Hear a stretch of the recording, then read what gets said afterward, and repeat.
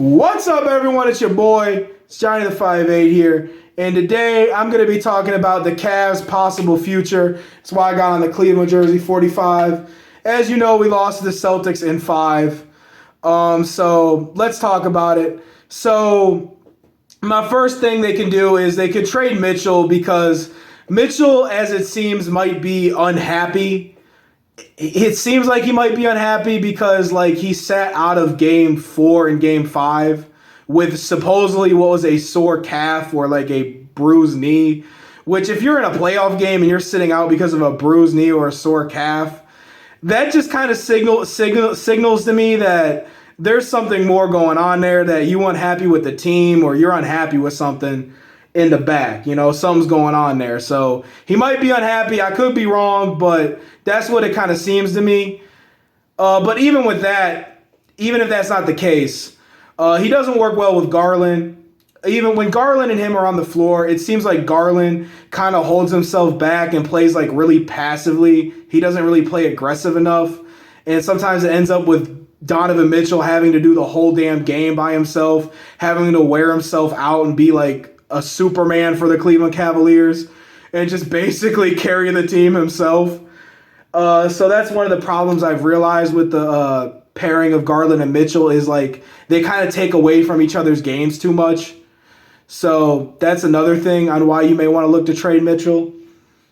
And also he would just have more trade value than probably Darius Garland as well.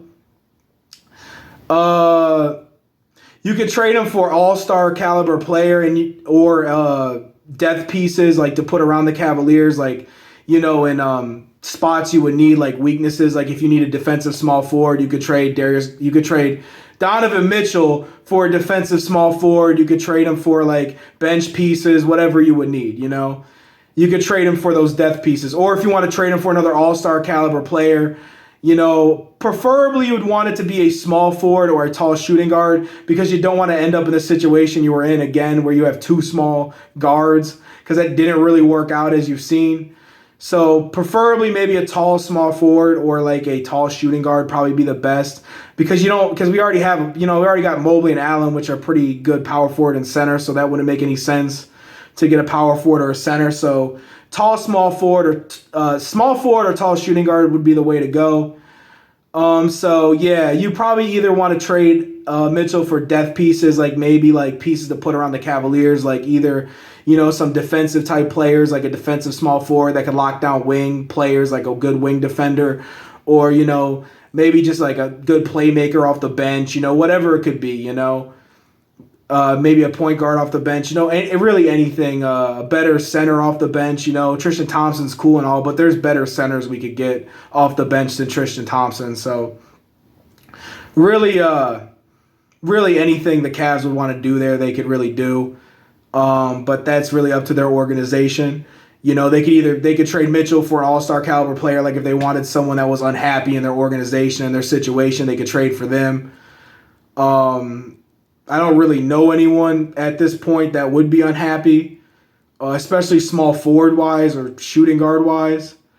I do know some people that would be unhappy, but they're kind of older, so I don't know if it would work out. I mean, it might, but you'd be taking a chance. So yeah, the only people I could think that would be unhappy, and if maybe we traded Mitchell, they might come, but that would still be taking a chance, would be maybe a Harden or a Butler. Because I know Butler and Pat Riley got a little tizzy, so that might shake things up in Miami. But I don't, you know what I'm saying? But that would be kind of still taking a chance, because Butler's kind of old and Harden's kind of old. So if they wanted out of their contracts, that would still be kind of that would still be kind of taking a chance. You know what I'm saying? But those are the only two I could really see wise. You know what I'm saying? But I know that's probably a impossibility. So more than likely, you'd probably have to trade Mitchell for depth pieces. You probably really couldn't trade him for any all-star caliber player unless one got mad all of a sudden and wanted out of his contract, But we'll find more about that when the offseason comes. There's still a lot of time for that to happen. The other option is they could trade Garland for depth pieces. So this time instead of trading Mitchell, they could trade Garland. They could trade Garland for death pieces or probably like a good player, kind of like semi-borderline all-star type player. You're probably not going to get like an all-star caliber player for Darius Garland. I don't think you would at least. So you probably get good death pieces for Garland. That you could pair around Mitchell, Allen, and Mobley. That can really help your team out. Maybe like I said, maybe like a nice playmaker off the bench, point guard playmaker off the bench, a better backup center than Tristan Thompson. Tristan Thompson's cool, but man, you can get a better backup center than Tristan Thompson. Defensive wing to guard the small forward type players like Jason Tatum, Giannis, people like that.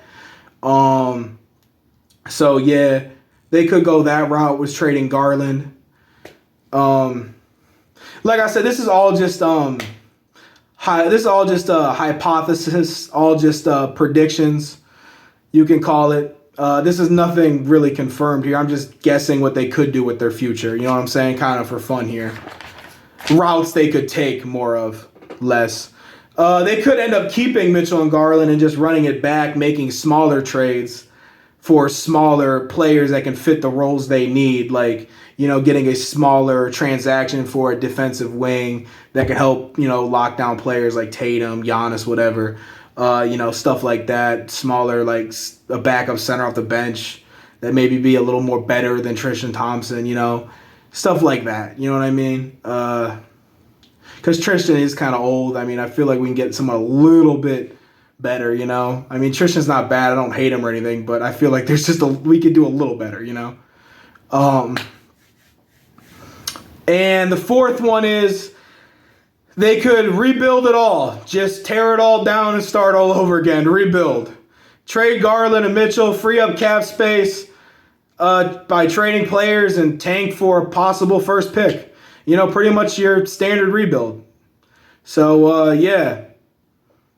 That's pretty much what I got. So, yeah, those are the Cavs' possible options there for the future.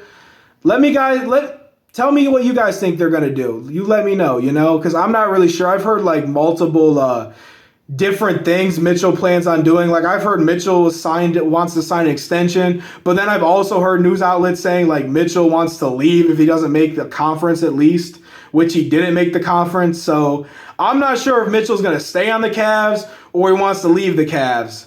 But, like, with the way he been acting, I'm thinking more of leave. You know what I'm saying? Like, it's just not seeming right. You know, I kind of got that feeling like he might actually dip.